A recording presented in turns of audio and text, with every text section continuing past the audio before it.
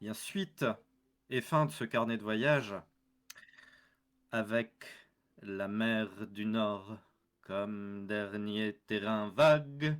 Puisque oui, si je cite le grand Jacques, c'est pour vous dire que mon périple à Amsterdam s'est prolongé dans le plat pays qui est le sien, la Belgique.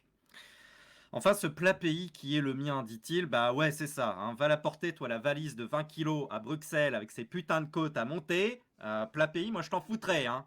J'aurais pris le métro pour rejoindre l'hôtel si j'avais su, hein. Mais bon. Avant d'aller plus loin, arrêtons-nous d'abord sur ce que je pensais de la Belgique avant mon voyage. Alors, contrairement à Amsterdam, j'étais jamais allé en Belgique auparavant. Donc, ce que je pensais de la Belgique n'était qu'un aperçu de l'extérieur. Et ça donnait ça, toujours en vrac.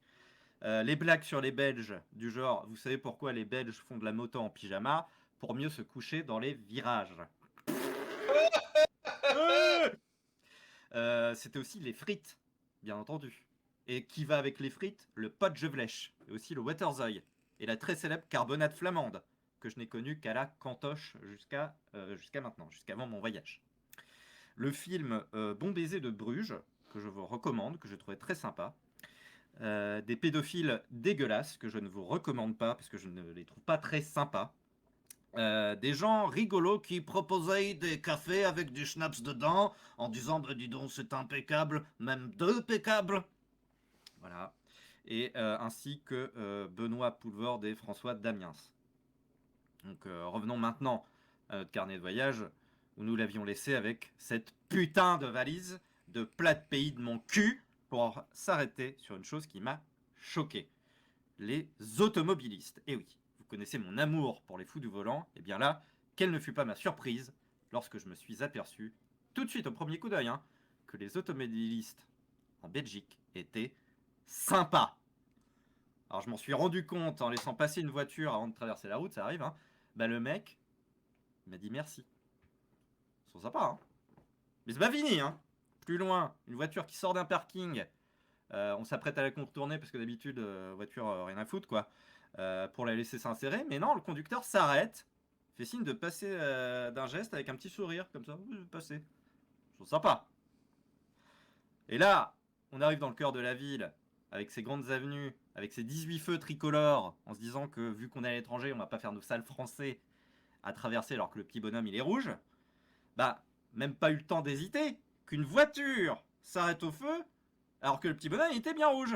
Non, y a pas à dire, ils sont sympas, quand même, hein. Quand même. Arrivé à l'hôtel, on fait le check-in, on nous pose la question suivante, est-ce que vous voulez une carte des alentours? Alors, il faut savoir qu'en belge, est-ce que vous voulez une carte des alentours? Ça peut se traduire en français par est-ce que vous voulez une carte sur laquelle on va vous mettre des annotations en temps réel pour vous donner toutes les meilleures adresses et tous les meilleurs plans de la ville? Bah ouais, ils sont sympas. Surtout qu'en plus, après toute leur explication, ils se sont excusés pour nous dire que ils ne nous imposaient rien à nous dire tout ça, hein, que c'était qu'un conseil et qu'on faisait ce qu'on voulait. Quand même sympa. Et parmi les bons plans, on a dit que c'était assez simple de se rendre à Bruges, la Venise du Nord. Et oui, tu veux aller à Bruges alors que c'est pas prévu, et ben pas de problème, ça a 1 heure de train, et c'est 16 euros par personne avec la SNCB. Le retour, il est offert parce que c'est le week-end. Ils sont sympas, hein. Et il y a des trains toutes les 20 minutes, c'est royal. On a juste le temps de prendre un petit café avant de monter dans le train. Enfin, un petit café, une chouquette. Parce qu'ils t'offrent une chouquette gratos avec ton café alors que t'as rien demandé. Ils sont sympas.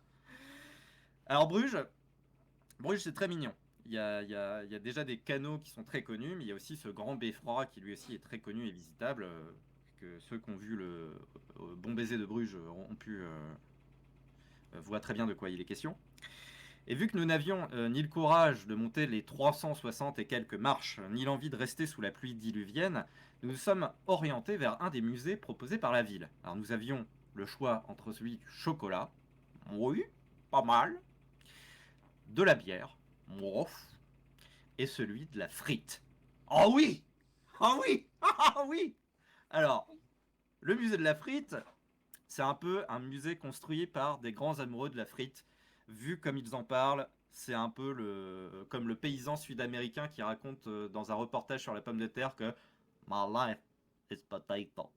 Bah là, c'est exactement ça, c'est ma vie, c'est les frites. Et en gros, le musée te raconte d'où vient la pomme de terre, comment elle est arrivée en Europe et comment est née la frite! Incroyable! Et à la fin du musée, le ticket, il te donne une petite ristourne pour aller t'acheter un petit cornet de frites. Au musée de la Oh, frite aussi, ils sont sympas. Eh ouais. Alors, fort d'avoir mangé les frites du musée des frites, accompagné d'une petite fricadelle, parce que je voulais à tout prix savoir quel goût ça avait ce machin, bah c'est bon en fait. Ça ressemble à du boudin blanc, mais avec un peu plus de viande, un peu comme une wurst qui aurait du goût, quoi. On s'est décidé d'aller manger dans une brasserie. Euh, Quoi, pardon, on est dans l'excès. Non, non, je ne connais pas ce mot du tout. Direction donc la brasserie de Bruges, qui est une brasserie flamande. Nous sommes accueillis d'ailleurs par une serveuse qui est flamande et qui n'a pas l'air très enchantée de nous parler en français. D'ailleurs, globalement, la ville de Bruges est très flamande par rapport à Bruxelles, au point à certains endroits, rien n'est marqué en français, et encore moins en anglais. Donc c'est un peu folklore tout ça. Bref, première serveuse pas très aimable, on nous a envoyé un wallon pour faire le service pour que ça se passe mieux. Pas très sympa du coup dans la brasserie de Bruges, hein, mais je les comprends un peu pour tout vous dire. Parce que de ce que j'ai cru comprendre, la langue flamande a été très délaissée ces dernières années, que ce soit dans le Parlement ou dans les allocutions royales.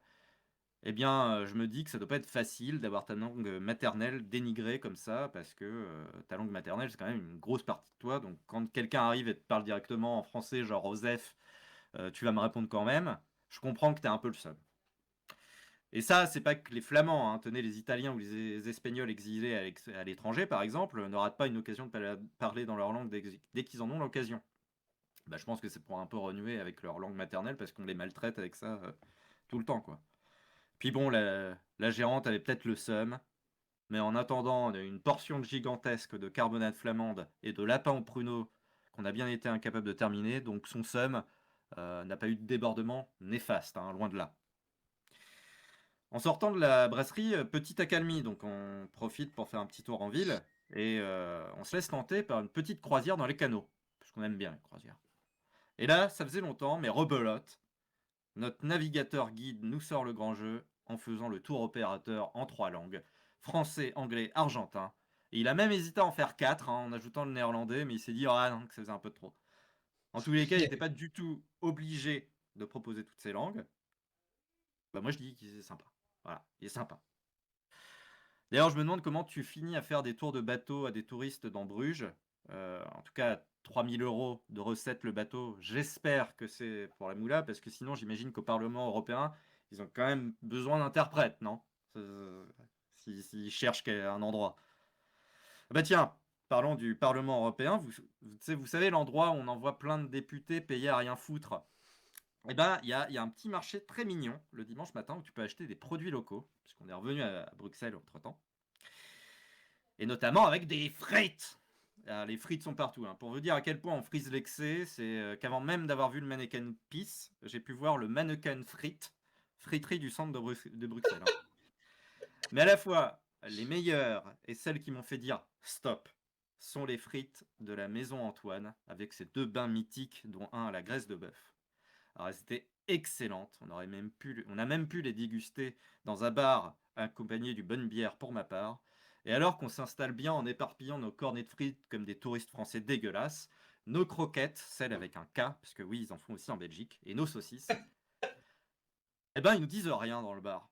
Ils se chargent même de nous débarrasser de nos immondices, bah parce qu'ils sont sympas. Voilà.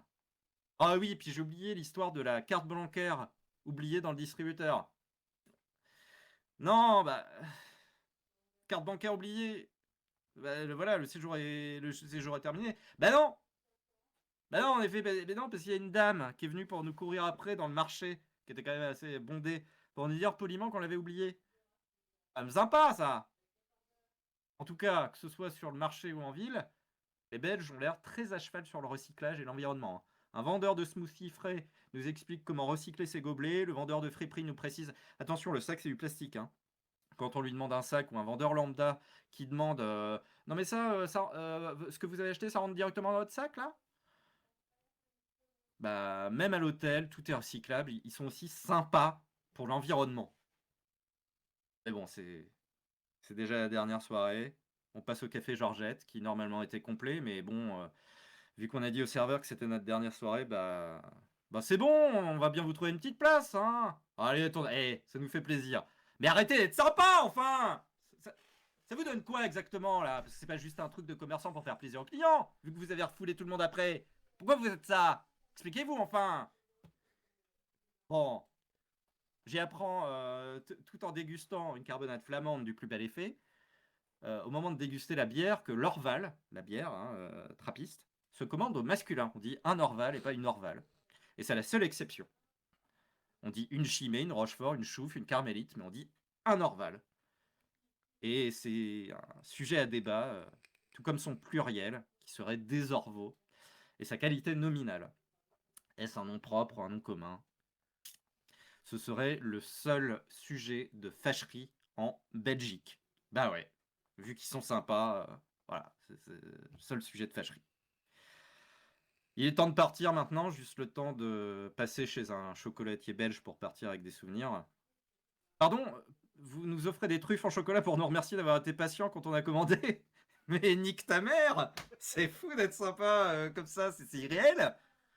Alors après, un séjour si agréable, autant du point de vue patrimoine que d'un point de vue général, car oui, au cas où vous l'auriez pas compris, ils sont sympas, les Belges.